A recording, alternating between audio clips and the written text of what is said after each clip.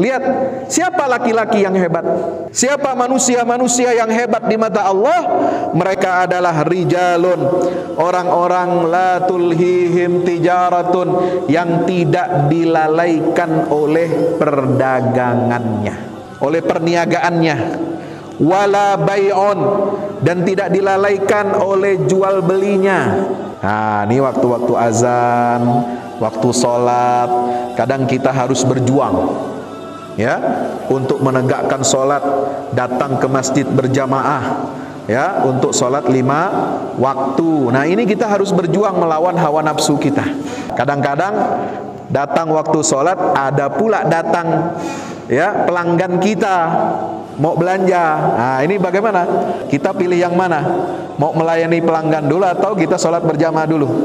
Kalau orang tidak kuat imannya, bisa bilang, nanti sholat bisa ditunda, nanti kita layani dulu pedagang, pembeli ini, ya, nanti makin ramai penjualnya. Biasanya itu ujian dari Allah begitu. Datang satu mau beli, datang lagi nanti yang lain ramai. Akhirnya sholat kita tertinggal. Nauzubillah min zalik.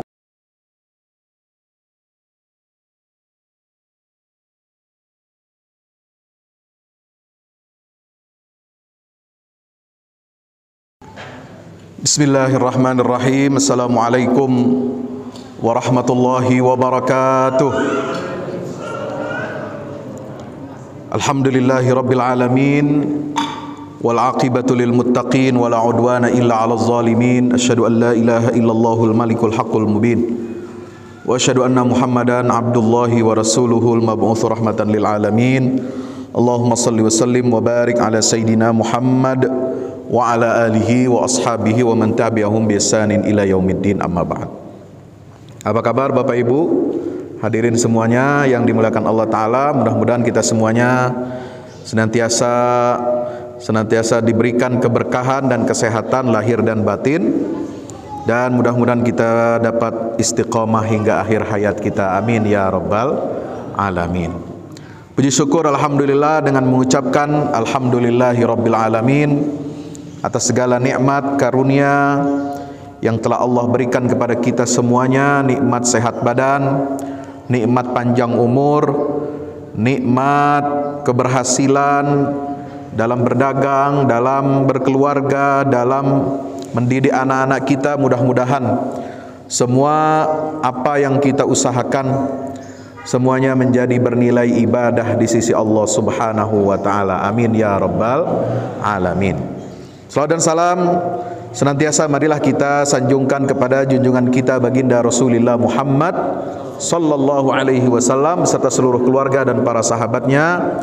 Mudah-mudahan tercurah limpahkan untuk kita semua pengikutnya hingga yaumil kiamah.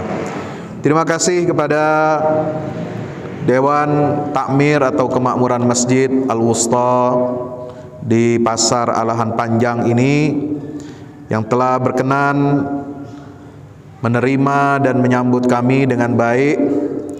Alhamdulillah, saya jadi teringat daerah ini, Kabupaten Solo, Alahan Panjang ini adalah tempat kelahiran seorang ulama besar, tokoh bangsa yang mendapatkan gelar pahlawan nasional pada tahun 2018, yaitu Allahyarham Buya Datuk Dr. Muhammad Nasir. Alhamdulillah, beliau adalah ulama yang dikenal di dunia Islam, bukan hanya di negeri kita di Nusantara, bukan hanya muridnya tersebar di kota-kota besar di Indonesia, di Jakarta, di Bandung, di Surabaya, di Yogyakarta, di Padang, tapi juga murid-murid beliau ini tersebar sampai ke Malaysia, ke Brunei, ya, bahkan timbalan Perdana Menteri Malaysia yaitu Bapak Dr. Anwar Ibrahim itu juga mengaku sebagai murid daripada Allahyarham Buya Dr. Muhammad Nasir ini. Luar biasa, alhamdulillah dengan izin Allah saya diperkenankan sampai ke tempat ini setelah kemarin sampai juga ke tempat kelahirannya Buya Hamka di Maninjau, di Kabupaten Agam. Ya, ini adalah karunia dari Allah Subhanahu wa taala. Kalau tidak ada Minangkabau, saya kira tidak ada Indonesia. Ya, karena pendiri republik ini dahulu hampir 3/4 tokoh-tokoh besar, tokoh-tokoh nasional, tokoh-tokoh bangsa yang mendirikan republik ini berasal dari Sumatera Barat. Kalau tidak ada tokoh-tokoh dari Sumatera Barat ini, intelektual, alim ulama, cerdik, pandai, ya, saya rasa republik ini tidak akan berdiri. Maka bersama teman-temannya, sejawatnya, para alim ulama, para cendekiawan, cerdik pandai yang ada di tanah Jawa, juga di bagian negeri-negeri yang lain di Nusantara ini, alhamdulillah kita umat Islam dapat membebaskan diri kita, negeri kita dari penjajahan asing. Kenapa? Karena adanya kekuatan akidah, adanya kekuatan ilmu, dan ada kekuatan adab. Bapak Ibu hadirin hadirat yang dirahmati Allah, inilah yang dicontohkan, yang ditanamkan dan diwariskan oleh para ulama pendahulu-pendahulu kita kepada generasi kita, generasi penerus, untuk menjaga dan merawat negara kesatuan Republik Indonesia ini, untuk senantiasa memperjuangkan dan mengawal aspirasi penegakan syariat Islam sebagaimana yang diamanahkan dalam konstitusi kita, ya, ketuhanan yang Maha Esa serta Piagam Jakarta yang menjiwai Pancasila dan menjadi satu kesatuan sebagaimana yang diamanatkan oleh dekret Presiden Soekarno tahun 1959. Ya, ini adalah karunia dari Allah Subhanahu wa taala. Ya, ada kewajiban bagi kita untuk menegakkan syariat Islam. Maka itu di seluruh kepulauan Nusantara, di mana kerajaan-kerajaan, kesultanan-kesultanan Islam ini, ya, cirinya itu mudah untuk kita ketahui. Kalau kita pergi kemana-mana, kota-kota, kampung-kampung, nagari-nagari, baik ada di Minangkabau maupun yang di luar Sumatera Barat ini, cirinya umat Islam, orang Islam itu cirinya apa? Ada masjid atau surau, ada pasar di depannya, kemudian ada keraton, ya, kesultanan atau kerajaan Islam. Nah, inilah landscape peradaban Islam yang harus kita jaga, kita rawat dan kita perjuangkan sebagai ahli waris daripada para pejuang dan para pahlawan nasional kita. Alhamdulillah Bapak Ibu yang dirahmati Allah Subhanahu wa taala, di masjid ini berhadapan langsung saya lihat dengan pasar. Saya jadi teringat ada hadis Nabi SAW mengatakan, sebaik-baik tempat di atas muka bumi ini adalah masjidnya, dan seburuk-buruk tempat di atas muka bumi adalah pasar. Bukan berarti apakah nggak boleh kita masuk pasar? Apakah nggak boleh kita berdagang? Oh, salah kalau kita memahami seperti itu. Ya, ketika Nabi mengatakan seburuk-buruk tempat itu adalah pasarnya, kenapa? Kalau pasar itu tidak diisi oleh orang-orang yang beriman. Kalau pasar itu yang bertransaksi, yang berdagang, yang jual beli, yang simpan pinjam, sewa menyewa, itu tidak menggunakan atau tidak melaksanakan aturan syariat Islam. Kalau yang berdagang, bertransaksi di pasar itu bukanlah orang-orang yang senantiasa berzikir kepada Allah Subhanahu wa taala. Nah, disitulah pasar itu menjadi seburuk-buruk tempat di atas muka bumi ini.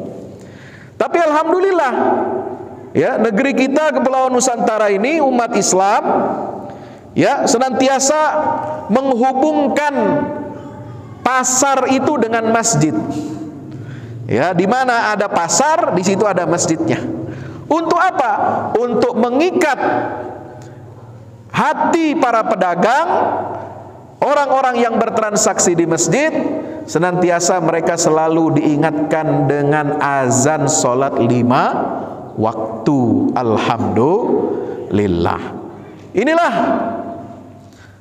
firman Allah Subhanahu wa taala yang menyatakan di dalam surah An-Nur ayat 37, rijalun la tulhihim tijaratun wala bai'un an dzikrillah wa iqamis salati wa ita'iz zakah yakhafuna yawman tataqallabu fihi al-qulubu wal absar. Allah memuji bapak-bapak dan ibu-ibu ini. Bapak-bapak, ibu-ibu yang hadir di sini, jamaah masjid, ya, terutama mayoritasnya adalah para pedagang di pasar, orang yang senang untuk berdagang, karena terkenal sekali warga orang Minangkabau ini, dimanapun yang saya jumpai ini adalah mereka, apalagi kalau di Jakarta, di kota-kota besar, bahkan di luar negeri, saya sering menjumpai orang-orang warga Minang ini. Ya, mereka ini orang yang tekun, orang yang teguh dalam pendirian, dan pedagang-pedagang yang tangguh. Ya, kalau di Jakarta yang bisa nyaingi, ya, pedagang-pedagang mata sipit Cina itu, ya orang Minang. Alhamdulillah. Ya, dan mereka orangnya senang untuk diajak berjuang di jalan Allah dengan harta, berinfak, mendermakan hartanya di jalan Allah untuk agama Allah. Ini luar biasa. Ya, mudah-mudahan warga Alahan Panjang juga dapat terus-menerus memberikan kontribusi kebaikan bagi agama Allah Subhanahu wa taala. Amin ya rabbal alamin. Jadi Bapak Ibu ini dipuji oleh Allah dalam Al-Qur'an. Ya, enggak main-main ini. Ya, yang muji Bapak Ibu ini bukan presiden. Yang muji Bapak Ibu ini bukan gubernur. Yang muji Bapak Ibu ini bukan wali kota, bukan bupati, bukan camat.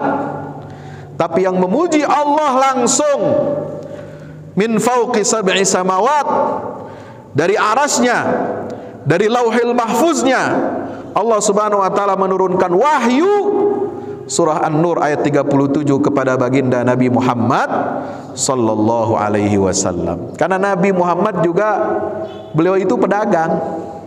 Pedagang ulung, pedagang yang jujur, pedagang yang amanah, pedagang yang bersih dari praktek-praktek kecurangan, kezaliman, sehingga beliau mendapatkan gelar Al-Amin, orang yang paling dipercaya oleh penduduk Mekah seluruhnya. Bahkan ketika Nabi SAW, ya, itu hendak hijrah dari Makkah ke Madinah, ya, beliau ada satu pesannya, wasiatnya kepada Ali bin Abi Thalib, kepada sahabat-sahabatnya yang masih diizinkan tinggal di Makkah. Wahai sahabatku, tolong jaga dan rawat barang-barang titipan milik penduduk Makkah yang dititipkan kepada saya. Coba, mereka memusuhi Nabi, ya kan?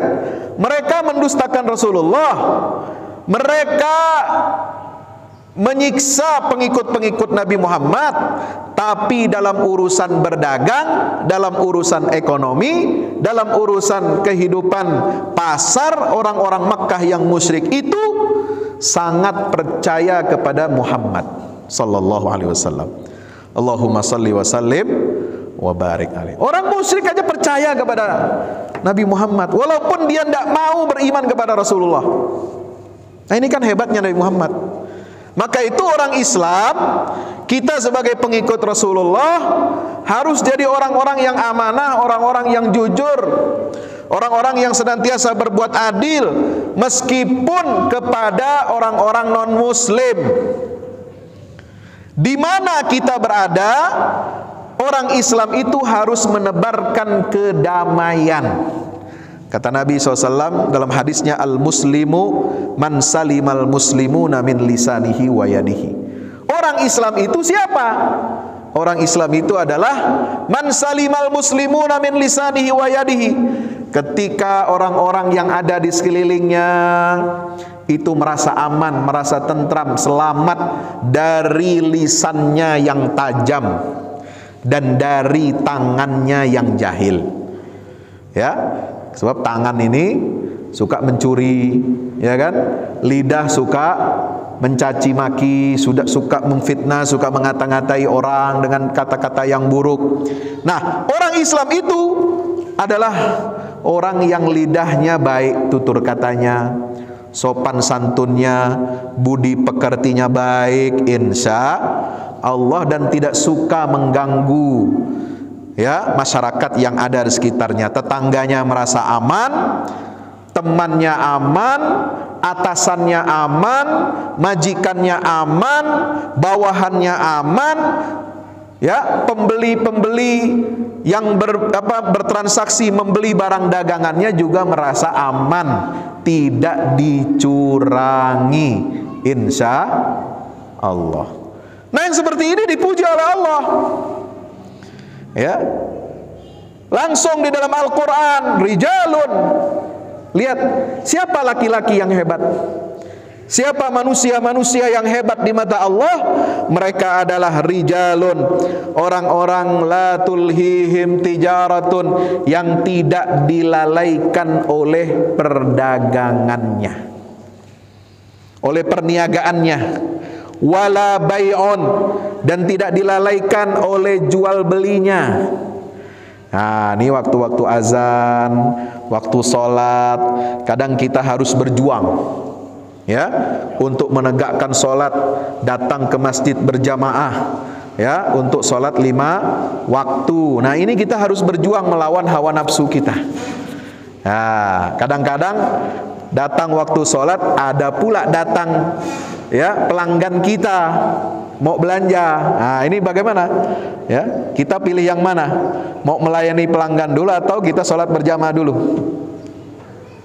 Kalau orang tidak kuat imannya, bisa bilang, nanti sholat bisa ditunda nanti. Kita layani dulu pedagang, pembeli ini. Ya, nanti makin ramai penjualnya. Biasanya itu ujian dari Allah begitu. Datang satu mau beli, datang lagi nanti yang lain, ramai. Akhirnya sholat kita tertinggal. Nauzubillah min zalik. Nah, itu persis seperti yang dialami oleh sahabat Nabi. Ada seorang sahabat Nabi yang namanya Sa'labah. Ya, Sa'labah ini orang miskin, ya, nggak punya harta, anaknya banyak, susah, belangsak, ya. Kemudian minta kepada Rasulullah SAW, ya Rasulullah, doakan saya, kasih modal saya supaya jadi orang kaya. Kalau saya kaya, saya akan banyak beribadah kepada Allah, saya akan banyak berzakat, saya akan banyak keluarkan sedekah, saya akan rajin sholat 5 waktu, katanya. Ya, mendengar itu, ya, Nabi kan orangnya husnuzon, selalu dia berprasangka baik. Didoakan orang ini, didoakan kepada Allah supaya Allah berikan karunia rezeki yang berlimpah kepada Sa'labah. Masya Allah. Lalu dikasih modal sama Nabi, nih ada uang, pakai untuk kamu beli kambing. Setelah itu didoakan oleh Nabi SAW. Apa yang terjadi? Kambingnya, ya, yang tadinya tidak mengeluarkan air susu, tidak gemuk, didoakan Nabi jadi subur. Ya, kemudian tambah lagi kambingnya itu dikawinkan dengan yang lain, dia bisa beli yang lain, beranak pinak banyak, akhirnya dari 1 lalu jadi 2, jadi 10, jadi 20, jadi 30, 40, sampai dia punya ratusan ternak. Subhanallah. Yang tadinya dia sudah berjanji kepada Allah Subhanahu wa taala, kalau saya jadi orang kaya saya akan rajin ibadah. Kalau saya orang kaya, saya akan rajin mengeluarkan zakat, infak, dan sedekah. Mulailah keluar sifat dasar manusia yang suka ingkar kepada Allah Subhanahu wa ta'ala, kufur nikmat. Ya, la in syakartum la azidannakum wa la in kafartum inna adzabi lasyadid. Manusia ini suka kufur, ingkar kepada nikmat Allah Subhanahu wa ta'ala, ya.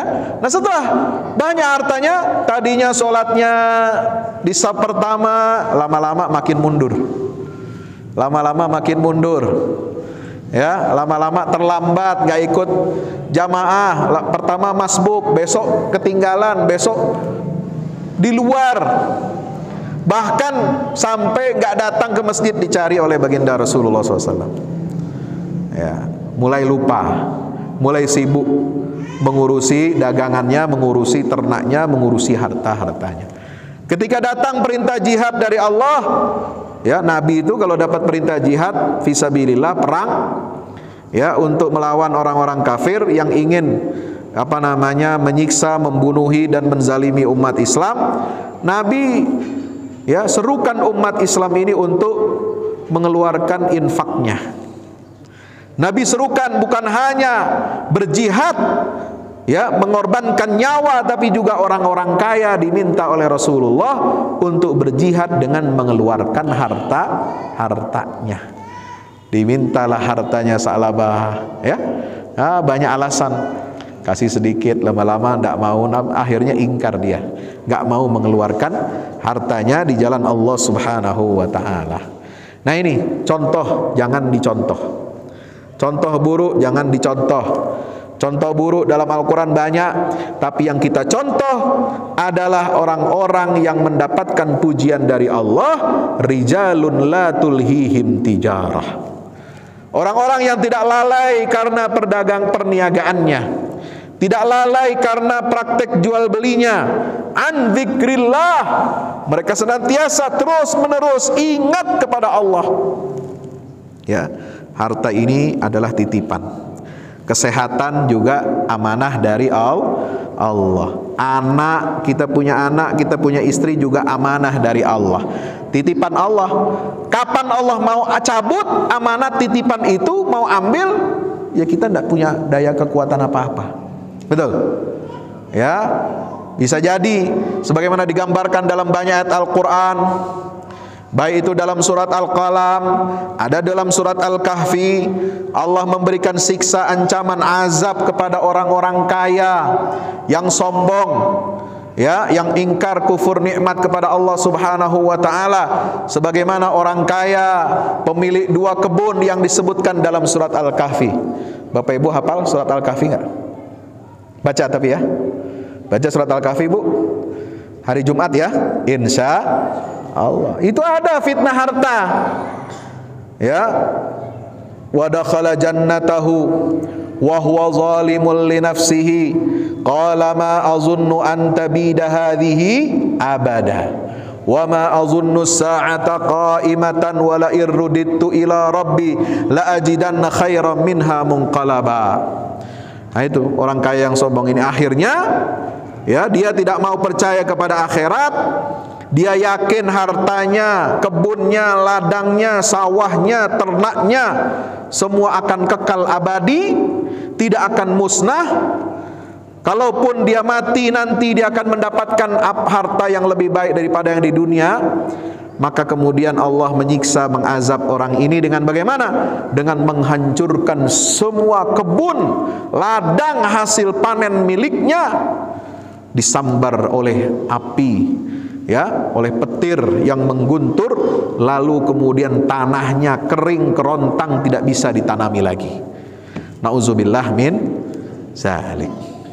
Itu pula ada dalam surah Al-Qalam, kisah yang sama, hampir mirip. Maka itu kita punya harta, itu semua adalah titipan Allah.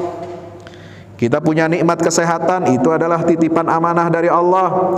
Kita harus banyak bersyukur kepada Allah Subhanahu wa ta'ala. Ya, dengan apa? Dengan berzikir kepada Allah, ingat Allah. Insya Allah, setiap tubuh manusia ini, satu orang, ya, manusia ini Allah ciptakan di tubuhnya itu ada 360 sendi, persendian.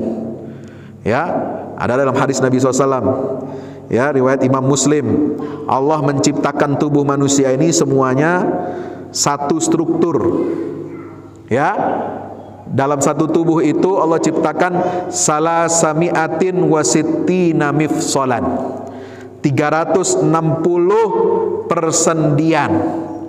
Dan setiap persendian itu kita diminta oleh Nabi SAW untuk sedekah. Jadi minimal satu hari kita mesti 360 kali sedekah. Ya? Gimana caranya Pak Ustadz? 360 kali sedekah, apa bisa? Bisa. Sedekah bukan hanya dengan harta. Dengan harta bagus. Kita bawa infak subuh ini paling mustajab, paling istimewa. Ya, kalau subuh kita datang pergi ke masjid, ada orang, kita lihat orang ya seperti sahabat Abu Bakar Siddiq, keutamaan Abu Bakar itu ya, setiap pagi itu sudah berinfak, sedekah. Tiap pagi dia sudah menjenguk orang sakit. Tiap pagi dia puasa, ya, pergi ke masjid itu sudah dalam keadaan puasa. Kemudian tiap pagi dia banyak membaca istighfar kepada Allah Subhanahu wa taala. Wabil asharihum yastaghfirun. Nah, ini cara bersyukur kepada Allah Subhanahu wa taala dengan banyak berzikir. Maka kata Nabi SAW, sedekahkan setiap sendi yang ada dalam tubuh kamu itu 360 sendi, itu mestinya kamu tiap hari bersedekah untuk 360 sendi itu. Buat apa? Buat kesehatan kita. Apa kata Nabi?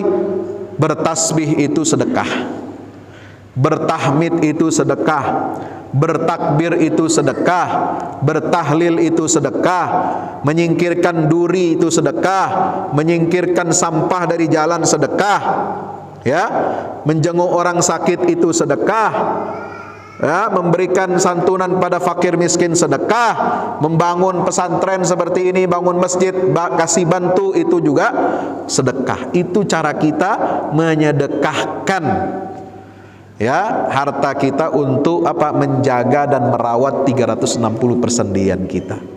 Jadi dalam Islam ini Bapak Ibu tidak ada namanya sedekah laut, ya, tidak ada sedekah sembelih kerbau kepalanya ditanam, tidak ada, syirik itu, ya.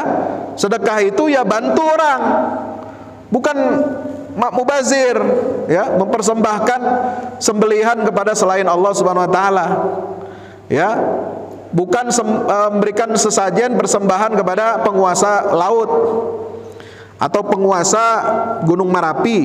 Nah, jangan-jangan ada yang menyembah-nyembah Gunung Merapi itu, ya, kasih sesajen, nauzubillah min zalik. Ya jangan, ya, untuk menjaga, ya, supaya kita ini selamat dari mara bahaya, dari segala macam bencana, bencana alam, bencana erupsi Gunung Merapi, bencana air pasang laut, bencana banjir, bencana macam-macam, ya, kita harus banyak bersedekah, insya Allah. Itu cara kita berzikir kepada Allah. Yang kedua, wa iqamis shalah, rajin mengerjakan, menegakkan ibadah salat 5 waktu, wa itaiz zakat, dan kita rajin untuk menghitung harta kekayaan kita, kelebihan harta kita yang sudah dipakai. Kita wajib menafkahi istri, nafkahi anak, kasih makan, minum, konsumsi, biaya pendidikan, biaya kesehatan. Nah, masih ada lebihnya. Ya, lebihnya harta itu yang tidak kita pakai untuk konsumsi, untuk pendidikan, untuk kesehatan, itu ada sampai nisabnya 85 gram.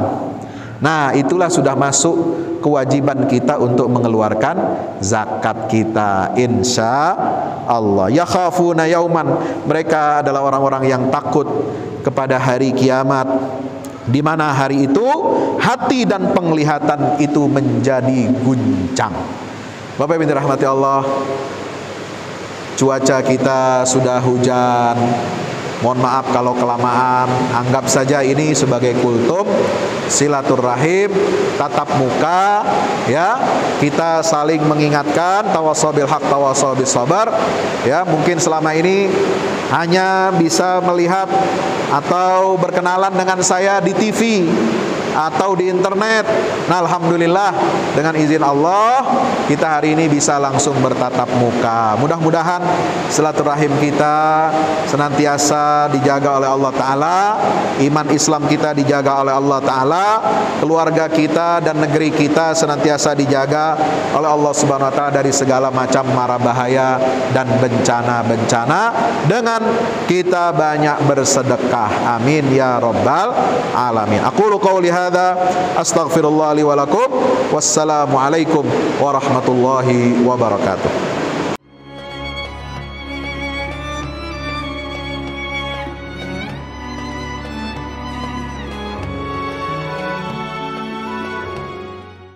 Assalamualaikum warahmatullahi wabarakatuh. Alhamdulillah kita udah selesai pengecoran rooftop ya. Itu apa? Tangga buat ke bawah.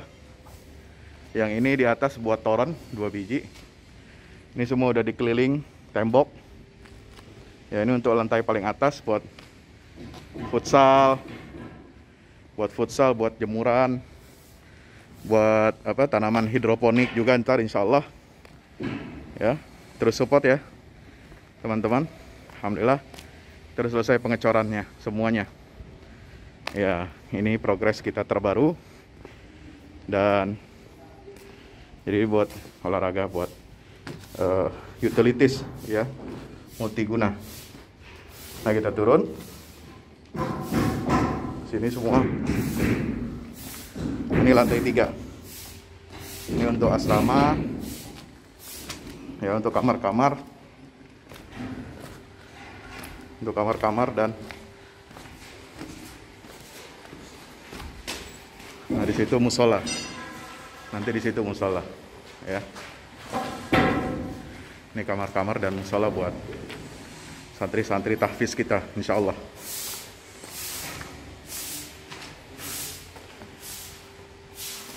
Nah, ini lantai 2 kita turun.